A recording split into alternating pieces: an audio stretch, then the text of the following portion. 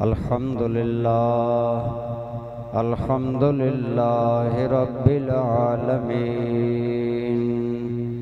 والصلاة والسلام على سید الانبیاء وخاتم النبیین وعلى آلہ واصحابہ اجمعین اما بعد فاعوذ باللہ من الشیطان الرجیم بسم اللہ الرحمن الرحیم یا ایہا الذین آمنوا استعینوا بالصبر والصلاة ان اللہ مع الصابرین ولا تقولوا لمن يقتل في سبيل الله اموات بل احیاء ولكن لا تشعرون صدق اللہ مولانا العظیم صدق وبلغنا رسوله النبي الأمي الكريم اللهم صل على سيدنا ومولانا محمد وعلى آل سيدنا ومولانا محمد وبارك وسلم عليه الصلاة والسلام عليك يا سيدي يا رسول الله وعلى آلك وأصحابك يا حبيب الله اے حسین بن علی تیری شہادت کو سلام اے حسین بن علی تیری شہادت کو سلام صبر و استقلال و ہمت اور جرت کو سلام بھیجتا ہے تیری روح پاک پر انور سلام تیری مدحت پر ہو اس کی زندگی کا اختتام حمد و صلاۃ کے بعد زیب محفل استاذ العلماء حضرت علامہ مولانا بشیر احمد چشتی صاحب دامت برکاتکم العالیہ زینت محفل استاذ العلماء فاضل جلیل علامہ مفتی بشیر احمد کرم صاحب زید شرفکم میزبان محفل عزیز مکرم حضرت علامہ مولانا حافظ محمد عمران صاحب زید مجدکم دیگر قابل احترام بزرگوں دوستوں عزیزوں قابل احترام خواتین اسلام مائیوں اور بہنوں الحمدللہ آپ اور میں ہم سب ذکر امام حسین کے لیے جمع ہیں میں نے تو حافظ عمران صاحب کو کہا تھا کہ تحریک حی علی الفلاح کی بنیاد پر چھوٹا سا پروگرام اور میں آ جاؤں گا لیکن حافظ صاحب اور انتظامیہ نے ماشاءاللہ باقاعدہ جلسہ بنا دیا دعا ہے اللہ ان دوستوں کی اس کاوش کو قبول فرمائے اور اس گرمی کے اندر آپ تمام احباب خواتین و حضرات کی آمد کو اللہ تعالیٰ قبول فرمائے اور اس کے صدقے ہمیں کل قیامت میں اللہ تعالیٰ امام حسین اور ان کے نانا جان کی شفاعت نصیب فرمائے۔ برادران اسلام، میں نے آپ کے سامنے چند قرآن کریم کی آیات طیبات تلاوت کی۔ ارشاد ہے یا ایھا الذین آمنوا استعینوا بالصبر والصلاۃ، اے ایمان والو جب کوئی مصیبت آئے، جب کوئی مشکل آئے تو اللہ سے مدد طلب کرو دو چیزوں کے ساتھ، ایک صبر کے ساتھ اور ایک نماز کے ساتھ۔ دوستان ذی وقار، قرآن کریم ہمارا دستور زندگی ہے۔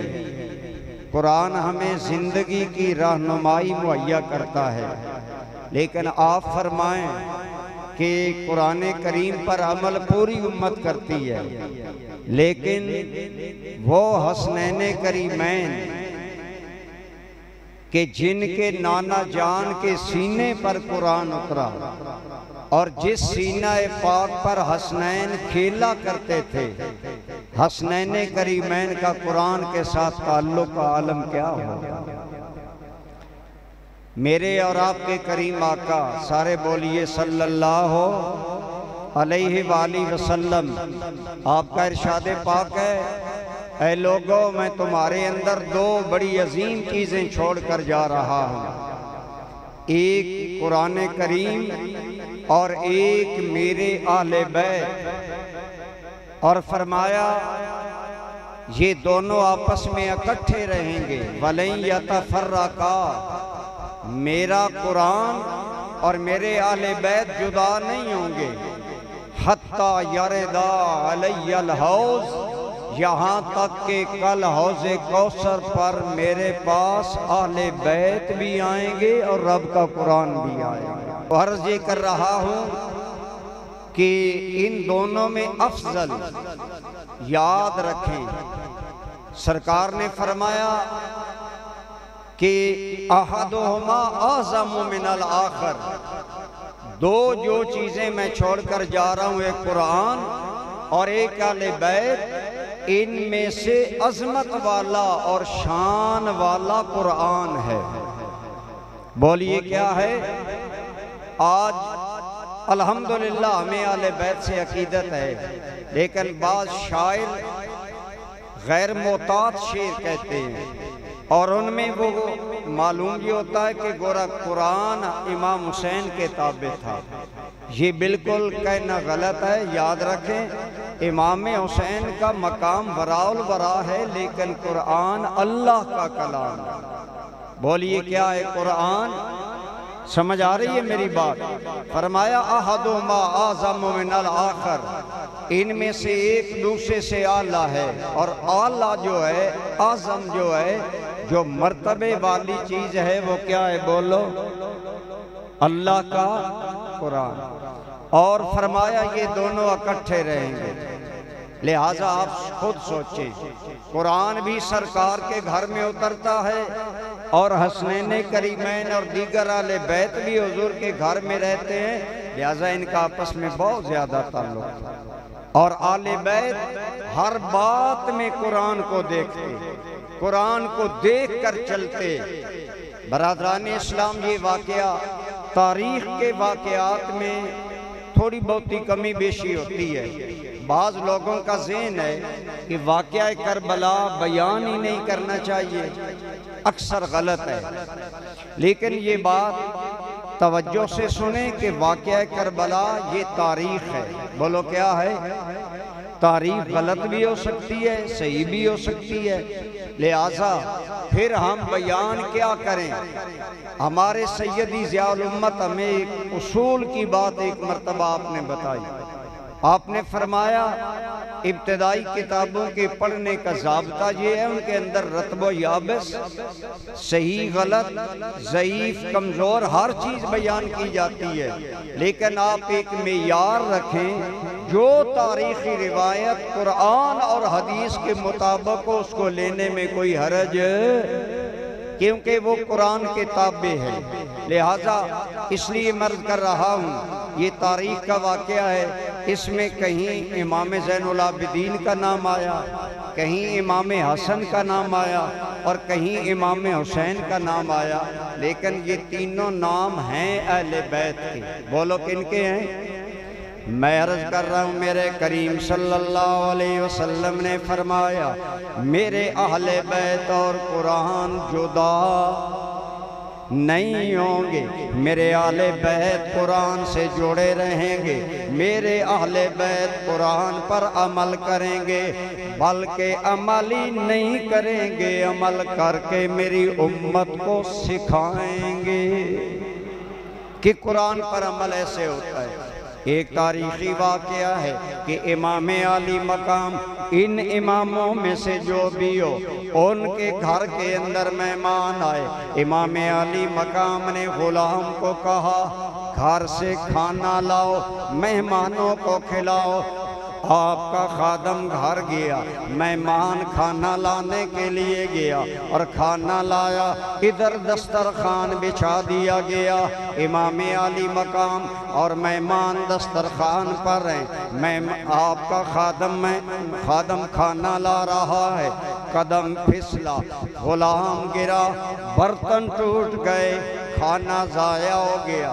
آپ ذرا سوچیں اگر معاملہ میرے ساتھ پیش آئے، آپ کے ساتھ پیش آئے، مہمان دسترخوان پر ہوں اور غلام یا نوکر یا نوکرانی کھانا ضائع کر دے، برتن توڑ دے، کتنی صبح کی شرمندگی ندامت ہوتی ہے اور غلام پر کتنا غصہ آتا ہے۔ لیکن جب غلام گرا بہت بڑی غلطی ہو گئی، لیکن امام صاحب کے چہرے پر جلال ملے جلے اثرات ہیں، لیکن وہ غلام کوئی عام نہیں، غلام بھی اہل بیت کا ہے۔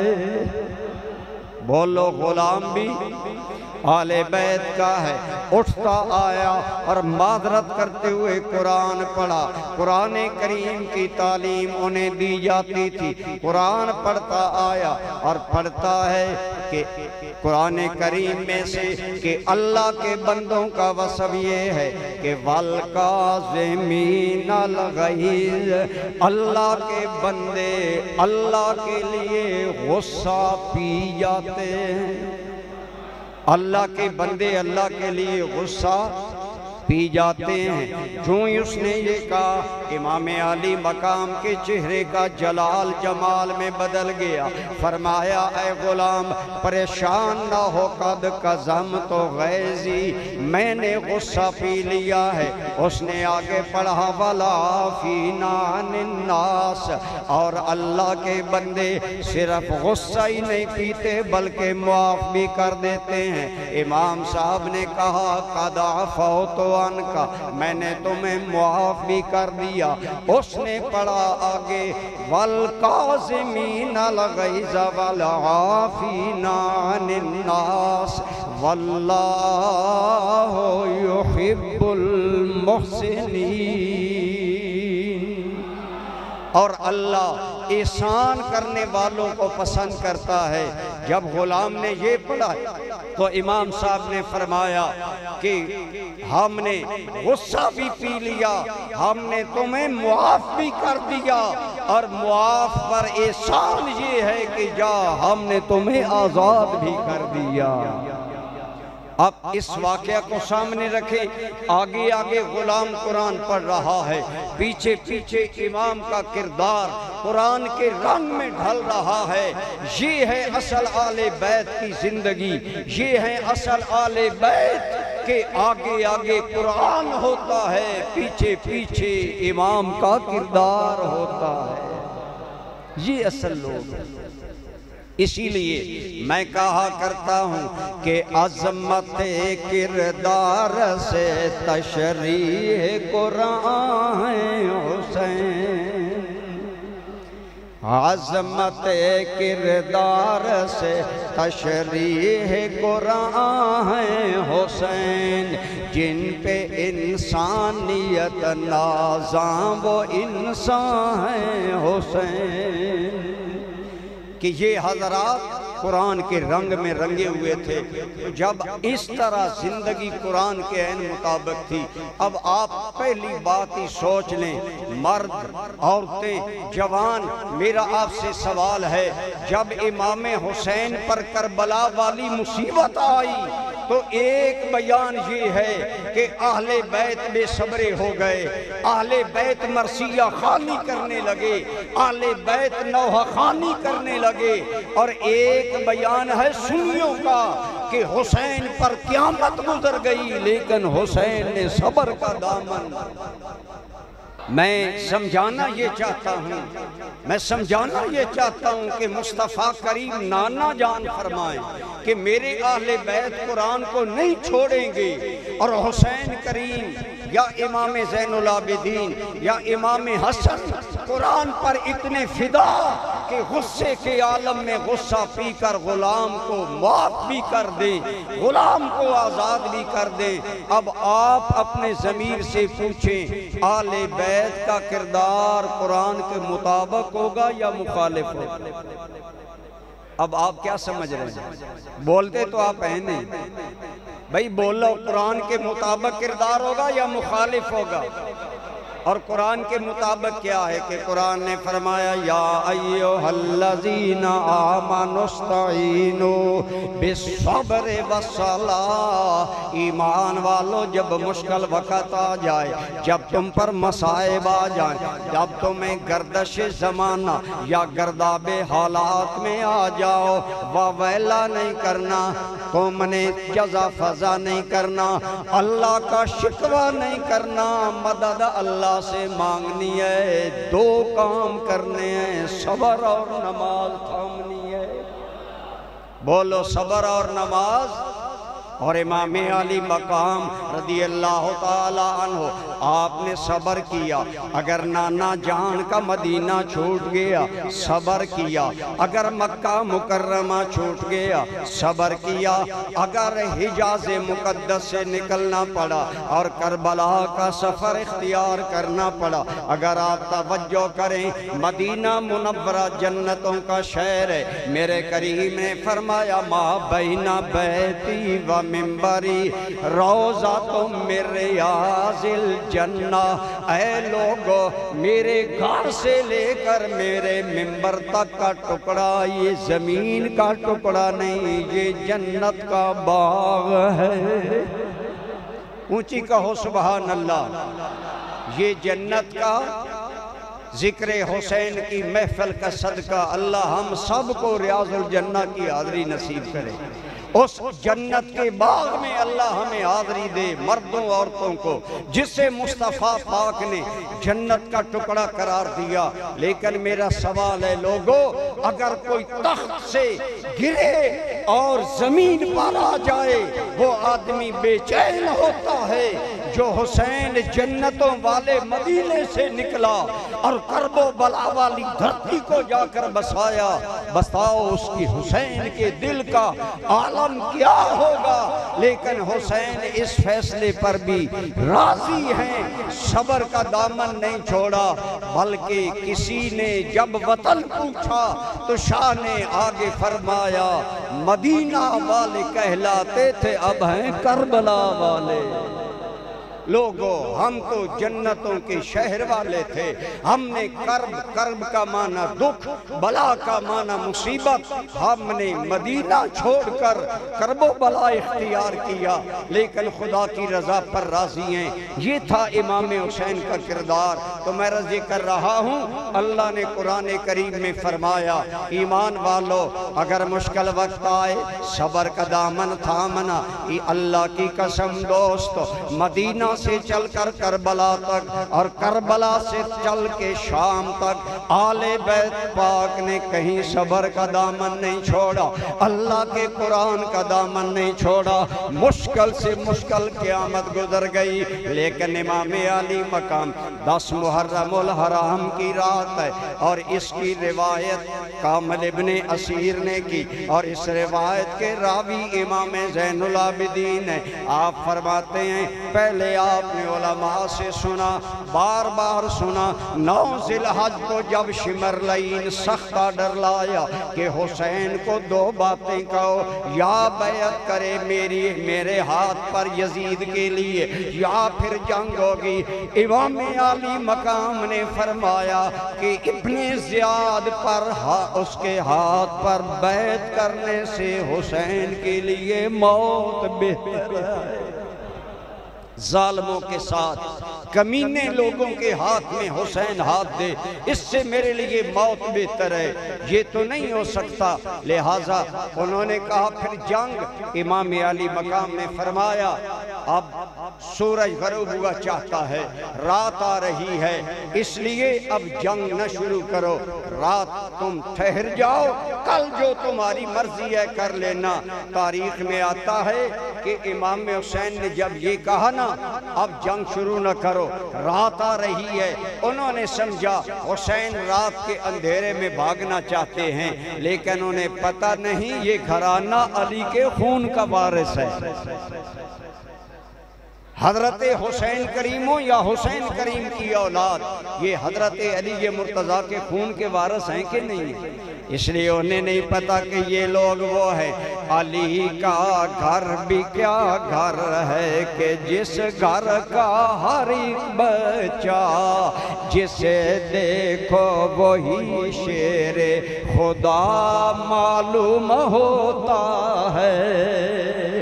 امام علی مقام نے فرمایا اے یزیدیو، اے کوفیو، میں رات بھاگنا نہیں چاہتا، بس میں رات کیوں مانگ رہا ہوں؟ اگلا جملہ سامعین دل تھام کر سنو، مرد بھی سنو، میری مائیں بہنیں بھی سنیں۔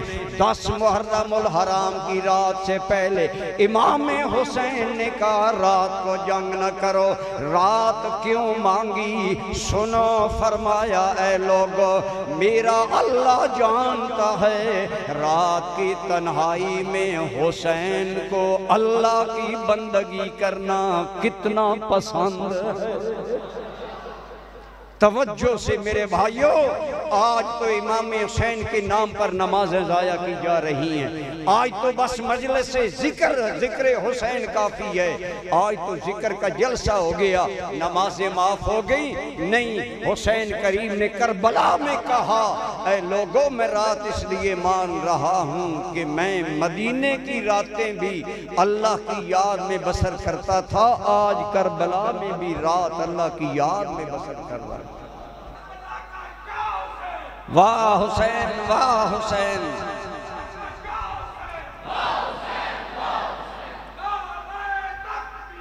اللہ اکبر۔ دوستو، کیا کسی نے خوب کہا تھا امام نے رات مانگی تو کس لیے؟ بولو اللہ کے سجدوں کے لیے۔ اس عشق دی ریت جہاں تھی جودا، نہ اے راہ ویکھدا نہ کو راہ ویکھدا، جتھے چاندہ جھکا لیندا عاشق دا سر، نہ اے کعبہ تے نہ کربلا ویکھدا۔ یا ایوہ الذین آمنوا استعینوا بالصبر والصلاۃ، ایمان والو مشکل وقت آ جائے صبر کا دامن نہ چھوڑو۔ برادران اسلام میں عرض کر رہا تھا، امام زین العابدین سے یہ روایت ہے، کامل ابن اسیر طبری وغیرہ میں حضرت امام زین العابدین کہتے ہیں 10 محرم کی رات ہے، ایک غلام تلوار صاف کر رہا ہے، تلوار کو دیکھ کر میرے ابا جی امام حسین نے عربی کے شعر پڑھنے شروع کر دیے۔ ویسے بھی عربوں کا طریقہ ہے جنگ سے پہلے رجزیہ شعر پڑھتے ہیں، وہ شعر پڑھتے ہیں جن کے اندر جنگ، اپنی بہادری، قوت، اس کا اظہار ہوتا ہے۔ لیکن امام علی مقام نے فخریہ شعر نہیں کہے، جو شعر کہے ان کا مطلب تھا کہ اے لوگوں، موت ضروری ہے اور موت آ کر رہے گی۔ کتنے لوگ لوگوں کو موت نے ختم کر دیا اور ہر ایک نے موت کے لیے تیار ہونا ہے، جانا ہے۔ حضرت زین العابدین کہتے ہیں جب امام حسین کی زبان پر یہ شعر آئے کہ ہر زندہ موت کے منہ میں جانے والا ہے، یہ لفظ آنے کی دیر تھی، خاص ساتھ خیمے میں حضرت سیدہ زینب نے یہ آواز سنی۔ جب آواز سنی کہ میرے بھائی حسین جنگ کے لیے تیار ہیں اور یہ شعر پڑھ رہے ہیں تو بے چینی میں سیدہ آئیں۔ امام زین العابدین کہتے ہیں حضرت سیدہ امام زینب نے حضرت امام حسین کو کلاوے میں لیا۔ اب آپ بھی انسان ہیں، میں بھی انسان ہوں، سوچیں جب ایسے حالت سفر میں زینب جیسی بہن حسین بھائی کے پاس اس حال میں آئے، پھر انسان کا حوصلہ، انسان کا جذبہ بھی ٹوٹ جاتا ہے۔ انسانی زندگی کا خاصہ ہے، غم دکھ، آنکھوں میں آنسو ہیں۔ سیدہ کے سر پر ہاتھ رکھ لیا اور ہاتھ رکھ کر دنیا داروں کی طرح وین نہیں کیے، روئے نہیں، یعنی انہوں نے جزا فضا نہیں کی۔ آنکھوں میں تو آنسو ہوں گے لیکن کیا کہا؟ فرمایا اے میری بہن زینب اللہ سے ڈر، ایمان سے بتا۔ کربلا میں 10 محرم کو بہن کے رونے پر جسے اللہ کا ڈر ہے وہ میرا حسین ہے۔ یہ ہے کردار حسین، یہ ہے امام حسین کا کردار۔ فرمایا اے میری بہن اللہ سے ڈر، نہ خود بے صبری ہو نہ مجھے بے صبر کر، بلکہ اے میری بہن میں تمہیں اللہ کا واسطہ دے کر کہتا ہوں۔ اگلا جملہ یقیناً سیدہ کے لیے ناقابل برداشت اور گوارا ہوگا۔ فرمایا اے میری بہن اگر کل تمہیں اس سے زیادہ ناگوار صورت دیکھنی پڑے پھر بھی میں تمہیں نصیحت کرتا ہوں، منہ پر تماچے نہیں مارنے، اے سیدہ گریبان نہیں پھاڑنے، جاہلیت والے بین نہیں کرنے، بلکہ ایسے صبر کرنا ہے جیسے ہماری امی نے نانا جان کے وصال پر صبر کیا ہے۔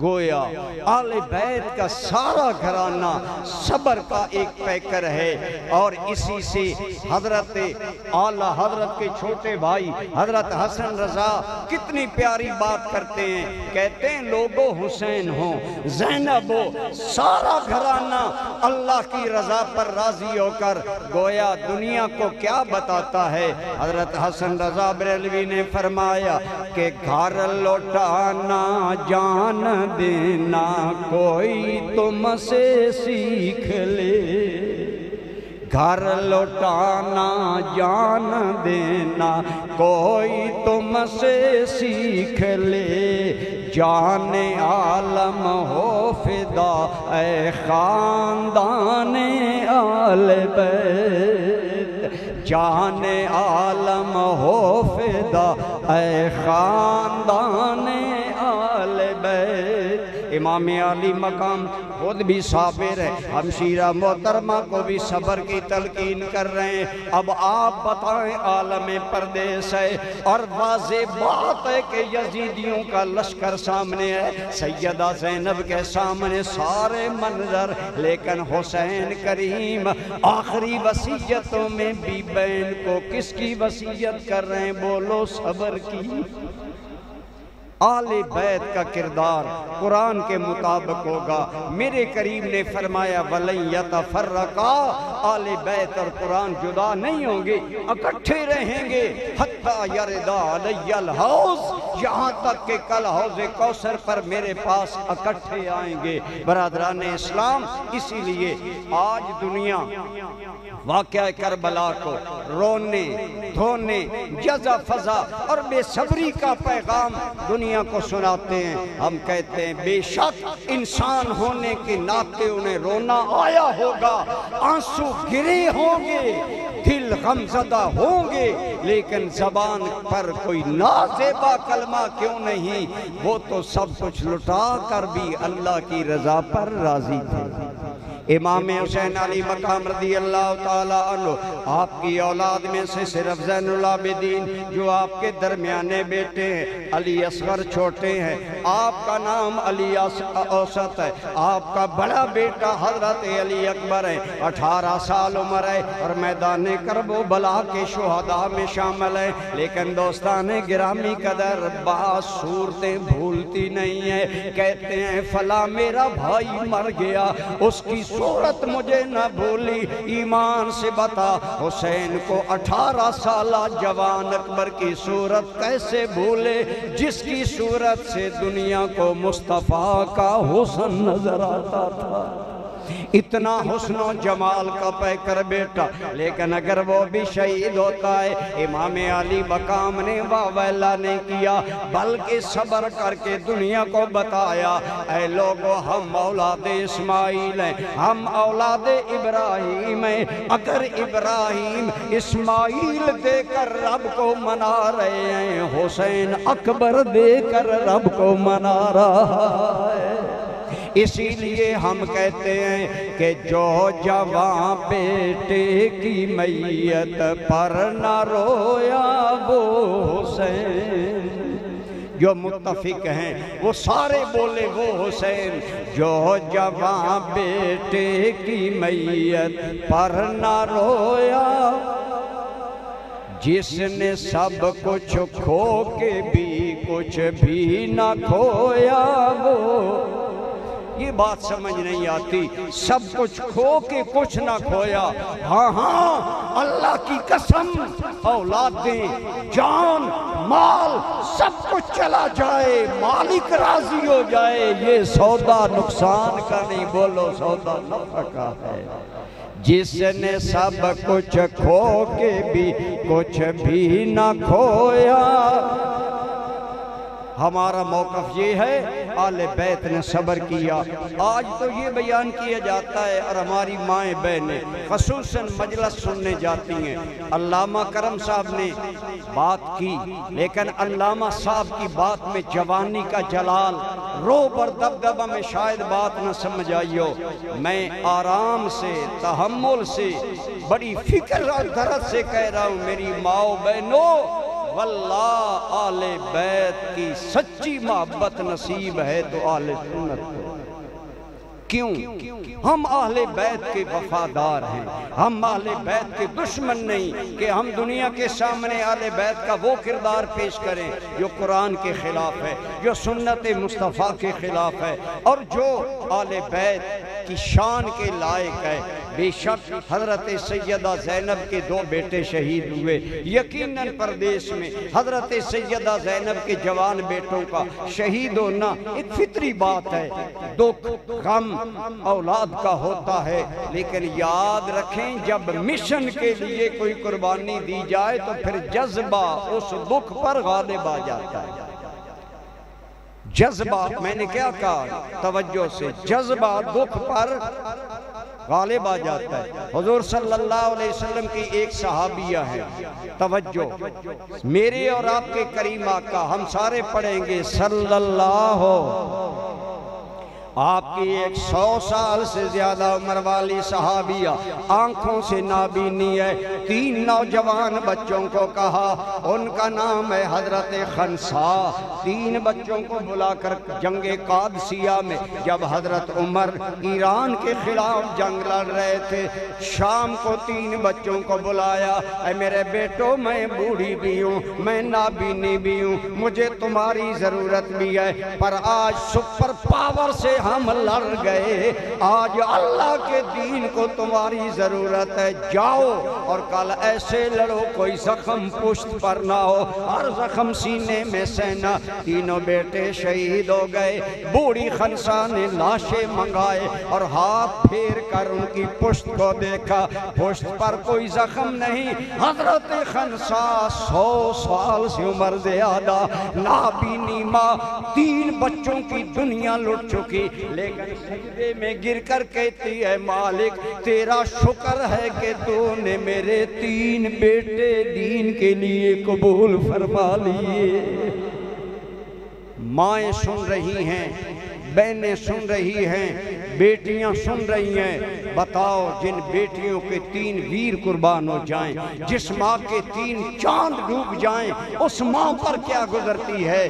لیکن یہ رسول اللہ کی تعلیم ہے، 3 بیٹے دے کر کہتی ہے الحمدللہ الذی جعلنی امن لہؤلاء، اس اللہ کا شکر ہے جس نے مجھ خنسا کو 3 شہیدوں کی ماں بنا دیا ہے۔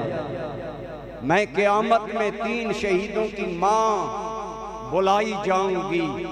اگر رسول اللہ کی شاگردہ اور صحابیہ کے صبر کا یہ عالم ہے تو کتنا ظلم ہے اہل بیت سے یہ کہنا کہ حضرت زینب کے بچے شہید ہوئے تو مائی صاحب سر سے مائی صاحبہ دوپٹہ اتار کر کربلا کے میدان میں نوحہ خوانی کر رہی نہیں۔ بتاؤ اس سے بڑا کوئی اہل بیت سے ظلم ہے؟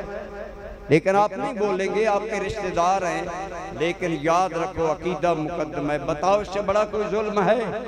لیکن ایک سنی شاعر نے بڑی حسین تعبیر کی، وہ کہتا ہے کہ ہماری بات سنو، کال کے مقتل دے والدوں میں لخت جگر، کہیا زینب نے ربا ہے تیرا شکر، کہیا زینب نے ربا ہے تیرا شکر، میری محنت دا آج میں نو ملیا سمر، میری اولاد ویران دے کم آ گئی، یا ایوہ الذین آمنوا استعینوا بالصبر والصلاۃ، ایمان والو صبر اور نماز کا دامن نہیں چھوڑنا۔ بولو صبر اور نماز کا دامن۔ آل بیت نے صبر کا دامن بھی نہیں چھوڑا، نماز کا دامن بھی نہیں چھوڑا۔ امام علی مقام نے 10 محرم کی رات عبادت کے لیے مانگی۔ سارے اہل بیت کے گھرانوں میں یا عبادت ہے یا قرآن کی تلاوت ہے۔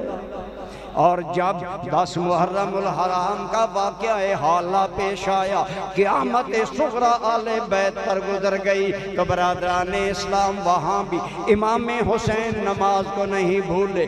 اگر ہمارے گھر میں ایک بندہ مر جائے، سارے گھر کا نظام تلپٹ، نماز اگر کہو پڑھو تو کہیں گے 360 لگ دی تے پتہ لگدا، نماز دی گل کرداں۔ اور نادانو یہ حماقت ہے کہ بندہ مصیبت میں رب کو بھول جائے۔ مصیبت تو آئی، مصیبت آئی، دکھ آیا، اگر جزا فضا ویلا ہائے ہائے کرو گے، بتاؤ کیا مصیبت کم ہو جائے گی؟ مصیبت تو کسی حال میں کم نہیں ہوگی، لیکن بخت والے ہیں جو کہتے ہیں مالک جس حال میں بھی رکھو اس حال پہ راضی ہے، جس حال پہ بھی رکھو وہ حال گوارا ہے، بس اتنا تو فرما دو حسین بندہ ہمارا ہے۔ وہ تو چاہتے ہیں اللہ راضی ہو، اللہ کی رضا حاصل ہو۔ دوستو امام صاحب اور آپ کے خاندان نے نہ صبر کا دامن چھوڑا، نہ نماز کا دامن چھوڑا۔ اور میں نے الحمدللہ شیعہ کی کتابیں پڑھی ہیں، وہابیوں کی کتابیں پڑھی ہیں، اہل سنت کی کتابیں بھی دیکھی ہیں۔ سب نمازوں میں جو محقق بات ہے وہ یہ ہے کہ امام حسین نے کربلا میں ظہر کی نماز جماعت سے ادا کی۔ اونچے بولو کس سے ادا کی؟ ہم جتنے بیٹھے ہیں اللہ آپ کو ایک ایک لمحے کا مردوں اور عورتوں کو اجر عطا فرمائے۔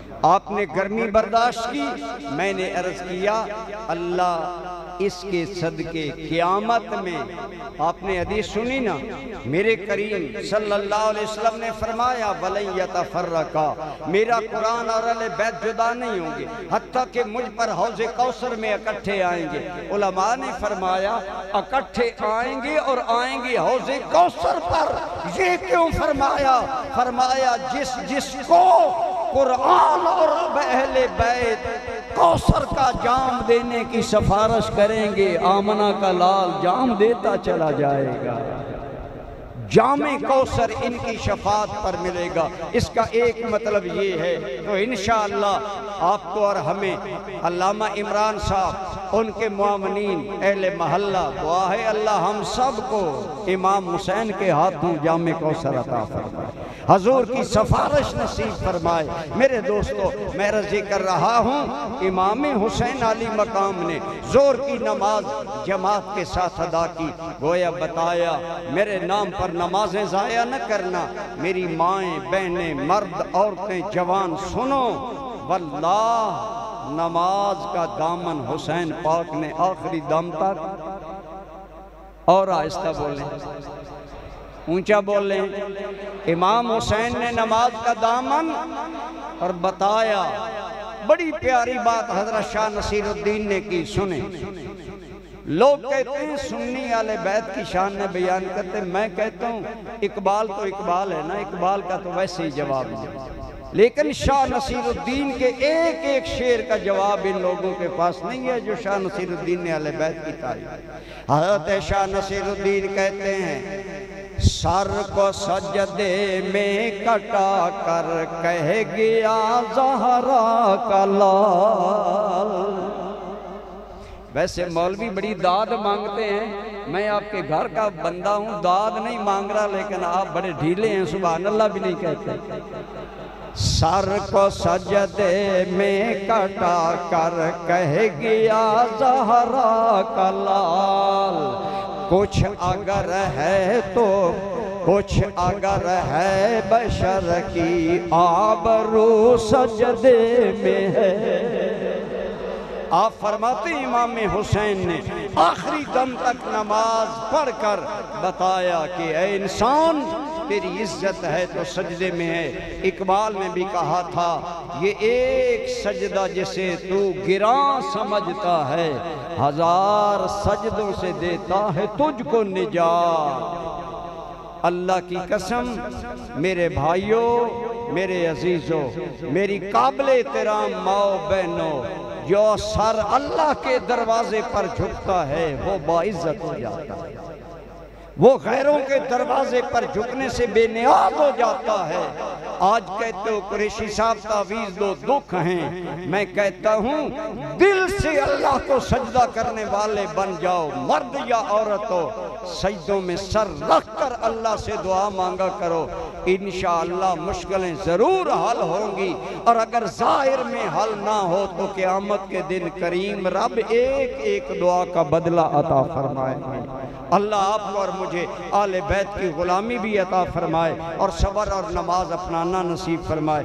بارے دیگر مولانا عمران صاحب، ان کی انتظامیہ مسجد کا شکریہ بھی اور بہت شاباش بھی۔ اللہ سب محلے کو آباد رکھے اور اللہ ہمیں ذکر حسین کرنے والوں میں حشر عطا فرمائے۔